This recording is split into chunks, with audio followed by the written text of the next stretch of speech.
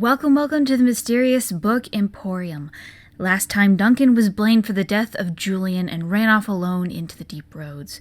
Will Genevieve leave him behind? Will the Darkspawn swarm the lone Grey Warden? Why don't you take a seat as we begin with The Calling, chapters 9 through 12. Chapter 9. Here lies the abyss, the well of all souls. From these emerald waters doth life begin anew. Come to me, child, and I shall embrace you. In my arms lies eternity. Fiona and Merrick walk through the caverns that Duncan ran into. Genevieve had almost called for them to move on without Duncan, leaving Fiona wondering why she didn't. As they walk in the dark, Merrick spots colorful patches of moss with bright purples and oranges. Merrick wonders aloud why this cavern hasn't been corrupted yet. While the Darkspawn are afraid of the dragon, that doesn't mean the sludge-like taint can't worm its way into the area. Yet it hasn't. Soon the pair come across a giant underground lake, stretching on farther than they can see. It glows green from phosphorescent rocks. Merrick is awestruck at the lake, being reminded of a verse in the Chant of Light where Andraste goes to an underground temple surrounded by emerald waters. Could this be it? Moving on, Merrick suddenly turns to Fiona and thanks her for saving his life in the dragon fight. She asserts him it's nothing, but he promises to make it up to her. Fiona, knowing the ways of nobles, doesn't believe him, but accepts his debt. Eventually they find Duncan sitting on a rock by the Emerald Lake. Fiona carefully makes her way to Duncan and kneels by him and asks why he ran away. Duncan tells her that nobody wants him, so he left. Eventually, knowing there is no other place to go, he heads back with Merrick and Fiona. On the way back, he begins to tell them that he never wanted to be a warden, that he was brought in using the rite of conscription. Duncan explains that he was going to be executed because he had murdered someone. Genevieve went to invite him into the wardens, and he had said no. Merrick comments that it's an odd choice to prefer death, but Duncan goes on to explain that the man he killed was actually a Grey Warden. It was wintertime, and Duncan had been starving. He had been given a tip by an innkeep that the warden would be out of his room. Duncan had stolen a valuable ring when the warden came in and attacked him when Duncan refused to hand it over. He didn't mean to kill the man, rather scare him by putting his dagger by his throat, but his hand slipped. With the last strength the man had, he looked into Duncan's eyes and thanked him, looking like he was finally at peace. This had scared Duncan. What kind of man thanks you for killing him? As such, he didn't want to find out what being a warden meant. Fiona chimes in that she remembers when he was brought in. Fiona had been tasked to watch over him. None of the other wardens wanted to associate with the murderer, and so Fiona was Duncan's first friend in the order. Merrick then asks why the man just didn't give Duncan the ring, to which Duncan replies that the ring was for the man's lover. The man's name was Guy, and his lover was Genevieve. They finally get back to the dragon's cavern. Genevieve is angry with Duncan, telling him that they must go soon as the Darkspawn are starting to come closer. He apologizes, and Nicholas pipes up that he doesn't belong with the rest of the order. Genevieve slaps Nicholas across the face for his words, shouting that he should control himself. She then goes on to say that it's time that they moved on, and Kel interjects. He believes that the journey has gone on far enough, that it's madness to continue.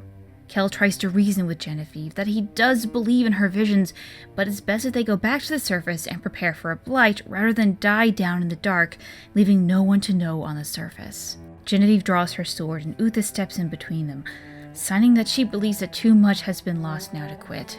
Soon, a vote begins.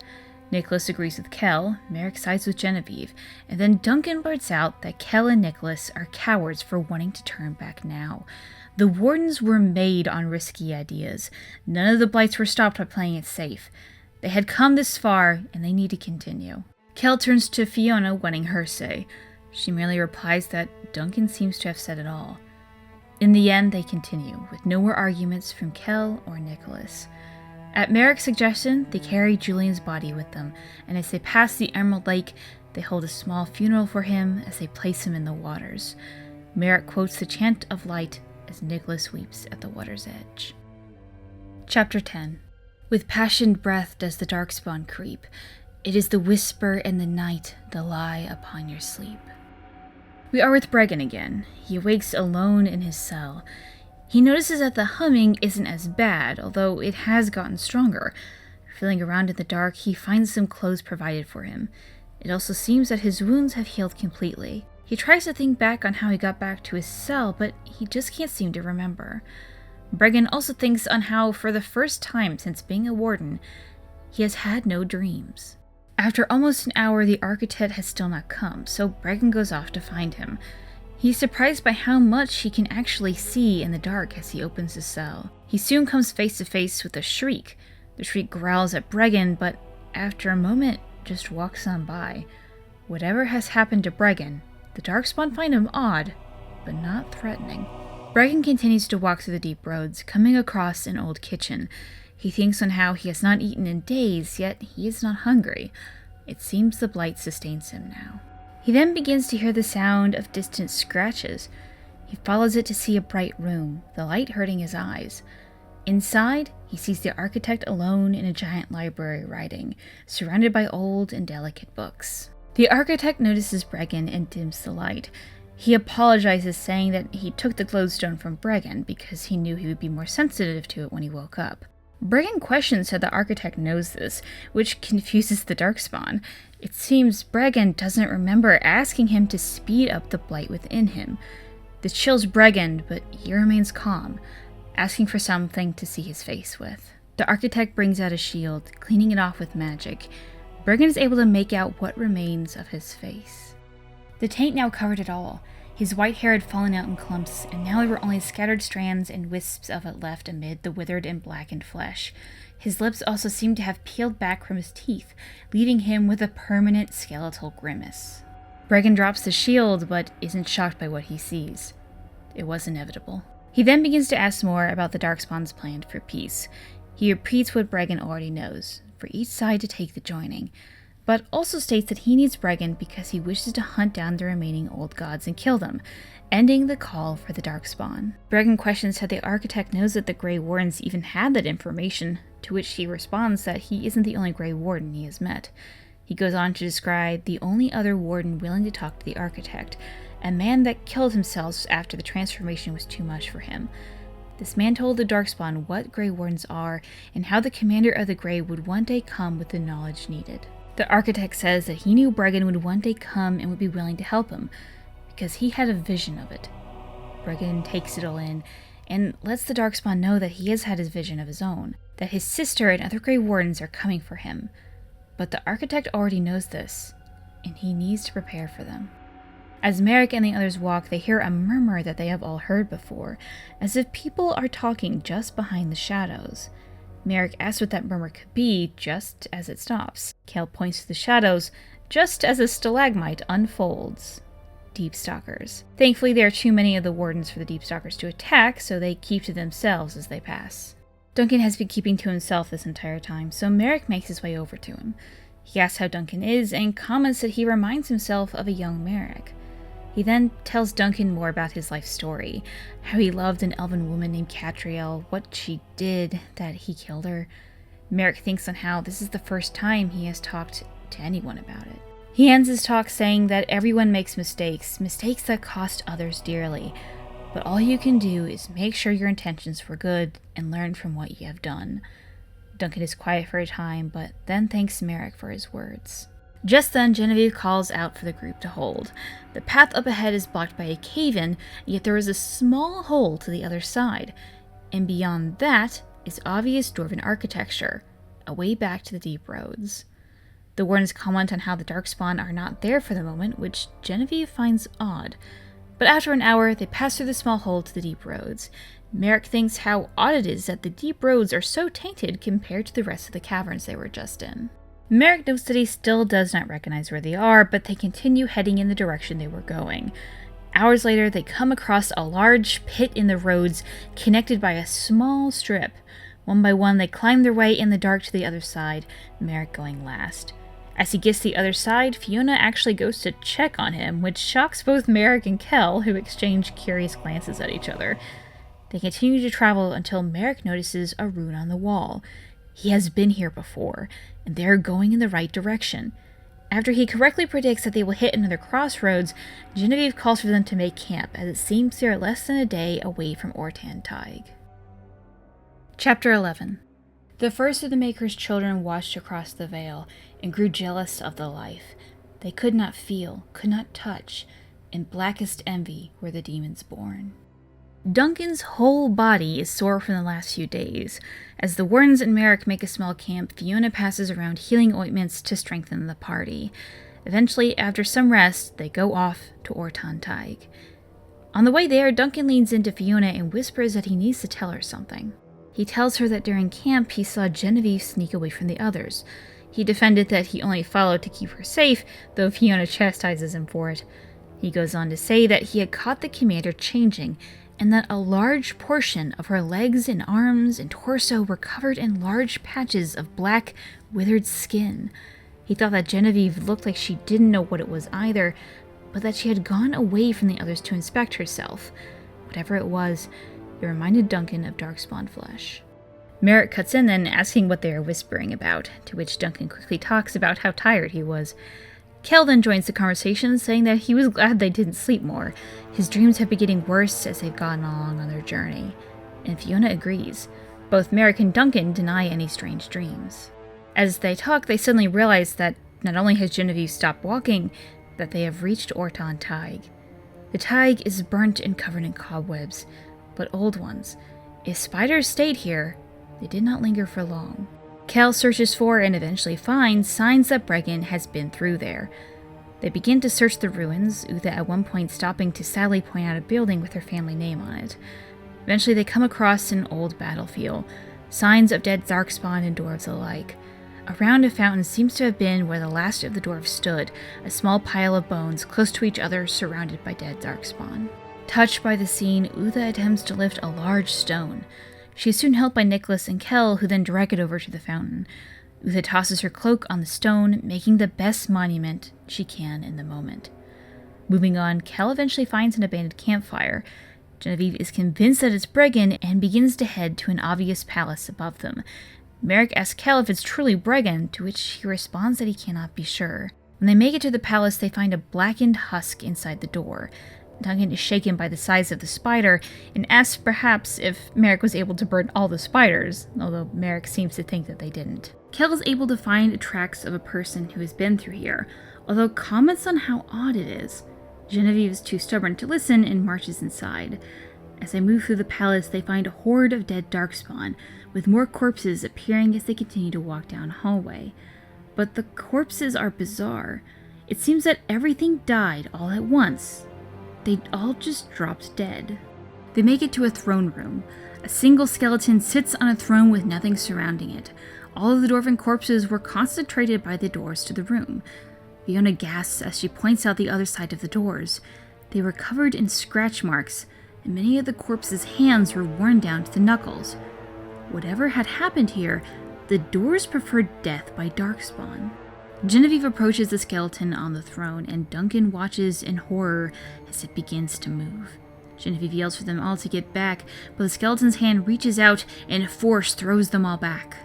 The skeleton points its finger at Fiona. Electrical energy shoots out to her, and she screams in agony. The others drop to their knees, unable to move. Duncan hits the floor as he watches Fiona's bodies twist into an abomination.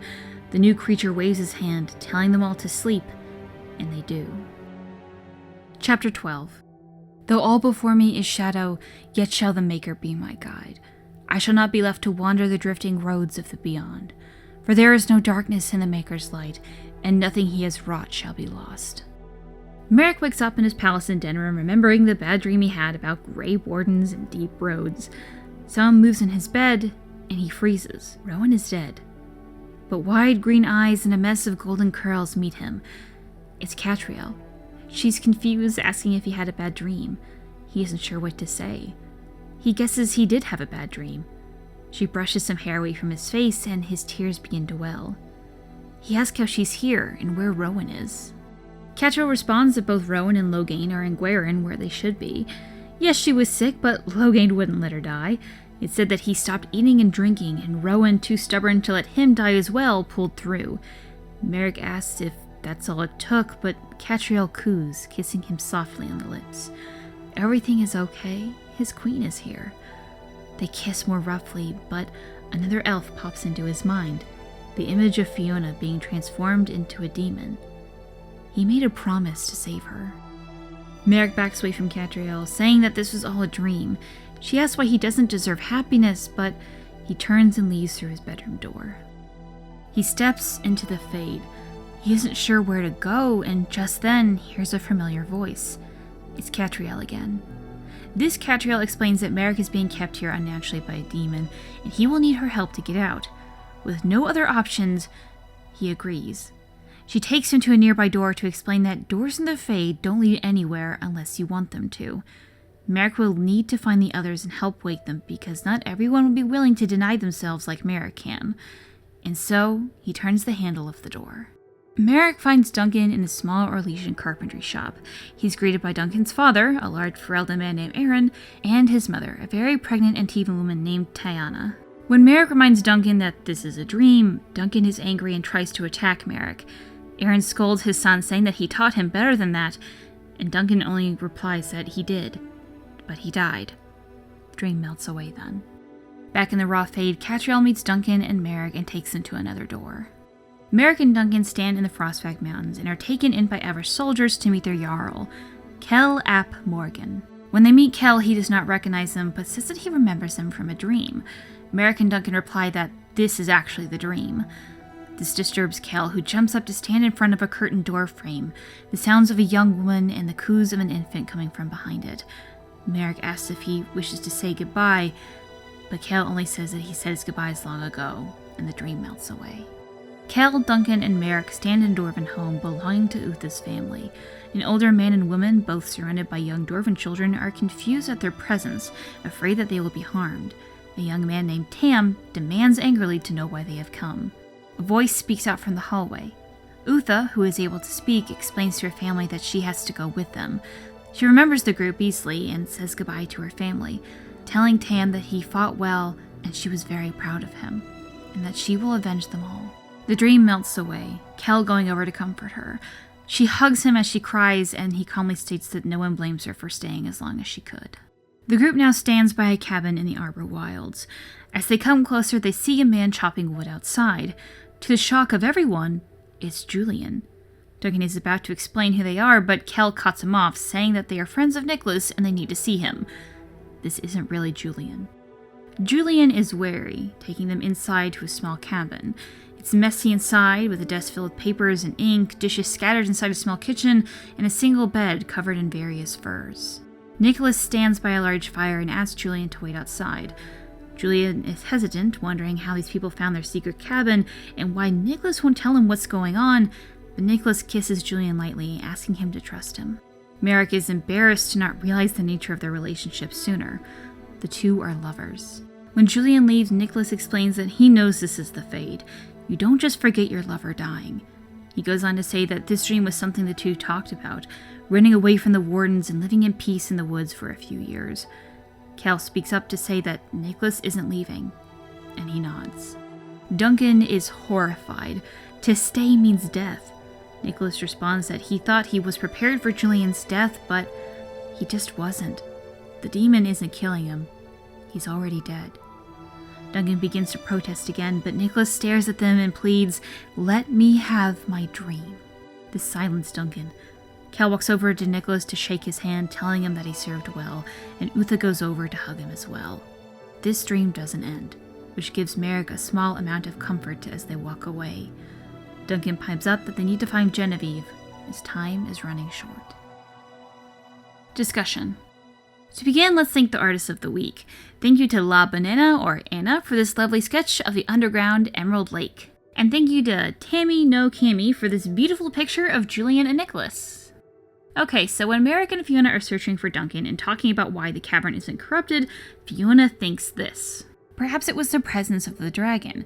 The old gods were said to be ancient dragons after all. There could be a link. I don't have too much to add to this, but it just feels like a clue, so keep that in mind. So let's talk about this Emerald Lake. It's underground, it glows green, it seems to have fish in it or something moving within it, and also seems to glow brighter in response to conversations. Also is similar to emerald waters mentioned in the Chant of Light.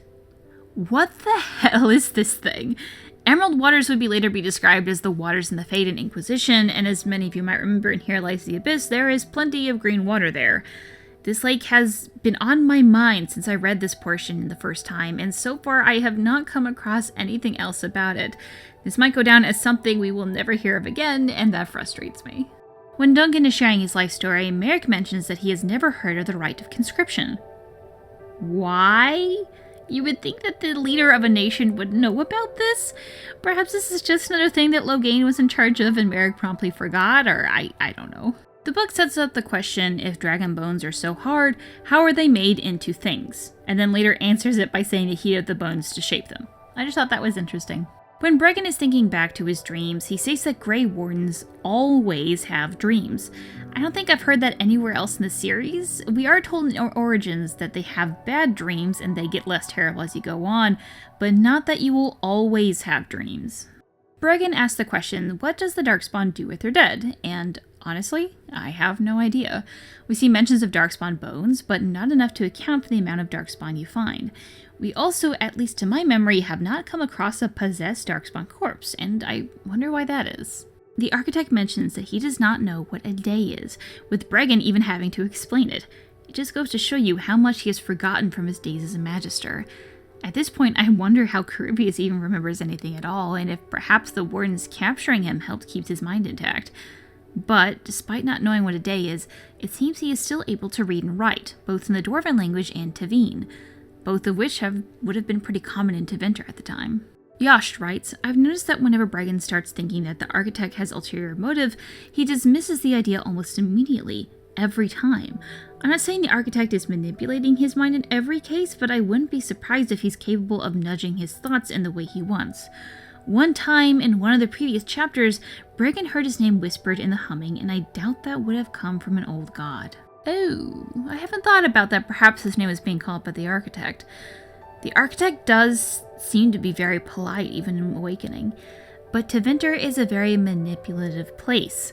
I'm sure being the high priest of an old god is very competitive. I wonder if he's more sinister than he lets on. As I have mentioned, I have forgotten a lot about this book, so while searching for something that happens later on, I found something interesting. As you may remember from last episode, I go on to say that the Kristoff mentioned in the book would have obviously been different from the Kristoff we sort of meet in Awakening, but also how weird it is that they have the same name. Well, in Warden's Fall, which was supposed to be like a short animated series to be a prequel to Awakening about Kristoff, but was never actually finished, you can find it on YouTube if you're interested in it. It mentions that Kristoff has a grandfather named Kristoff, so Book Kristoff could be the grandfather of Game Kristoff. Fun facts. And speaking of that, the mysterious warden that first talked to the architect, how did he know that the commander of Grey knew where the archdemons were? From memory, I don't think that's common knowledge among the wardens. Whoever it is, it must be a higher rank, perhaps even knowing the location themselves, but just can't let themselves give the information. I thought that they actually revealed who it was later on and that it was Kristoff, but it seems I've completely made that up because I cannot find it in the book, so I ignore that completely. At one point, Uther stopped to touch the ground to use her stone sense. I think this is the only time a dwarf has actually touched the ground to use this ability, so I wonder if Uther just has really bad stone sense. Volta, who is described as having wonderful stone sense, just seems to know where to go at all times in the Descent DLC. When Merrick tells Duncan that he was the one to kill his elven lover Cantriel, Duncan replies that he knew some of the tale. Merrick then thinks that he believes Logain has spread it around just so people knew justice was done. So it seems that Logain not only pushed Merrick to kill his lover in the name of justice, but then told everyone about it to have others view Merrick in an intimidating light. Which I guess isn't a lie, but God, that's just so brutal. Anana says this. This may be the weeaboo talking through me. I've watched too many anime back in my day. But did Gaider just make Fiona a tsundere? You heard of this anime archetype? You know, it's not like I like you or anything. I totally don't care if you fall or how you feel. Merrick no baka. Blushy face. Because Fiona/Merrick interaction after coming through that ledge sounds very much like Fiona is tsundere. Oh god, I don't like this trope in women. Gaider, don't do this to me. Honestly, on a second read-through, I totally got this vibe as well. Merrick's relationship with Rowan and Catriel felt a lot more natural than Fiona's is feeling at the moment, and I honestly don't remember it getting better. Yost writes, Has anyone else noticed that the Orton Thaig seems to be the focal point of a lot of Fade activity in the deep roads, which is remarkable considering the lack of it in most other places underground. It has giant spiders that become corrupted, and according to the Codex entry, giant spiders are created where the veil is thin, so Fade influence. In Origins, there were ghosts there. The demon from the quest Asunder is reformed there, and as far as I know, the ritual that disassembled it was performed there, and the Dwarven Prince was able to call a demon. The only other place I could think of that had demonic influence is the Primeval Thaig. I will also point out, for the ghost at least, that the Thaig in Awakening is also covered in spirits. But yeah, there is something odd about Orton Thaig. I wonder if we will ever see the place again, or if it will just be later connected to something bigger, or it's never coming back. I don't know. Cat Halash is also something weird going on, so I think Cat Halash and Orton, those are something we should probably be looking for. Kel is described as being able to tell the different Darkspawn, even different Wardens, apart by their smell. This makes me wonder if perhaps other Wardens have other abilities that might have been heightened by the taint in their blood. So I have a lot of questions on the possessed Dwarven skeleton. The main one being, how did one call upon a demon? You generally have to be able to work magic for that to work, yet dwarves are supposed to not be able to do that. Perhaps it was a demon that was trapped, which is something that we'll get to in a later novel, or perhaps a mage was somewhere involved. Although you would think that would come up, like, oh, there's a human or an elven skeleton over there, oh, that must be the mage type of thing. Perhaps long ago there was a Dwarven prince that was also a mage, though, impossible as it might seem. In the Descent DLC, Ren mentions that their soldier was lost in the deep roads for a time and found a giant skeleton on a throne. Some have guessed that this is a reference to this scene here. Although the skeleton isn't giant, will later be defeated, and the lost soldier would have been well after this novel takes place. So, either the skeleton demon was never actually defeated, or there is another bigger one somewhere out there. Just for time's sake, I really edited Chapter 12, which sucks because this might be my favorite chapter of any of the novels. Kel's portion especially got to me, although perhaps it's just my weakness for seeing stoic men be sad. Honestly, when I end up ranking all these novels, Chapter 12 might be the reason The Calling pulls out ahead of many of the other novels. If you can only check out a small portion of any of these books, I would recommend this one. To quickly talk about Catriel real quick, we obviously don't know if this is the real Catriel and it's her ghost, or if it's a spirit acting as her, and it's kind of like the Divine Dragon's Inquisition. It's kind of whatever you want to believe. I kind of want to believe that it's a spirit that saw Catriel's presence and took it over, kind of like Cole is, and perhaps like a spirit of guidance or something, because I just find that interesting, because she guided them through the deep roads, and now she's guiding again through the Fade. So it seems that Catriel has become almost a guide in Merrick's mind, or at least in the Fade, or I'm not quite sure how to explain it or what it actually is, but I just like the idea that Catriel is now a permanent guide in the Fade. Speaking of her, when Catriel meets Duncan, she calls him the new Loghain. This could mean a lot, but I'm taking it to mean that because Merrick found him first, this is Merrick's new close friend. It's just an interesting parallel here, as Alistair hates Loghain so much, but loves Duncan, but both had similar relationships to his father. When they are retrieving Kel from his dream, Merrick thinks about what he knows on the Avar people. What's interesting here is that he talks about the Father of the Skies. From the description, it seems that this is another difference between the games and the books, as in-game it's the Lady of the Skies, who has the exact same job described as the Father in the Skies here, so it's not some new god that we haven't heard of since. Also, as per Duncan, the Avar smells like urine. When we get to Nicholas's dream, one small detail is when Julian leaves, he glares at Merrick particularly. I like to imagine that Merrick just so happens to be the only one that Julian finds threatening to their relationship, which, as this is Nicholas's dream, might even speak of the fact that he finds Merrick attractive. On a more serious note in Nicholas's dream, Anana says, "I can't bring myself to be sorry for Nicholas. I admit his dream about Julian was sweet, but he is picking the easy way out. Oh no, death and sweet dream." Pathetic. Merrick went through the same thing as Nicholas, even twice, and he was the first to leave his dream, and without anyone's help. And wardens are kind of shitty for letting this happen too. What a good friend. You lost love of your life? Yeah, suicide sounds good. We'll let you do it. Call me heartless, but I can't have any compassion on Nicholas. If anything, I'm more pissed off. Way to go romanticizing suicide. So, I gotta say, Anana brings up a point that I hadn't considered. This is sort of romanticizing suicide. At the same time, I I can't bring myself to condemn this part, even if it does deserve it. I guess that for me, I can't talk bad about Nicholas's death because it's sort of realistic. Suicide rates for people who have recently lost lovers is incredibly high, especially within the first 6 months. And it's, I don't know, maybe 24 hours since Julian's death. So now mix in the fact that the wardens almost always have a miserable death, if not just existence. I think that's why the wardens, minus the new Duncan, didn't pressure him to leave. Remember, this is the same order whose member thanked a man for murdering him. Again, not condoning suicide in any form. In fact, if this is something, like honestly, 1-to-1 here, this is something you're dealing with, here's a bunch of numbers to call so you can talk to someone about it, because we all love having you here, I promise. But people do kill themselves for reasons similar to this, and I think it's actually healthy to explore that mindset in a fictional character and feel as Duncan does. So if you are sadly in Nicholas's mindset, you hopefully have that small Duncan voice in your head telling you not to let the world defeat you. And with that, thank you to everyone who submitted entries. I look forward to seeing what everyone comes up with next. If you have comments, artwork, characters, really anything else, please send it in.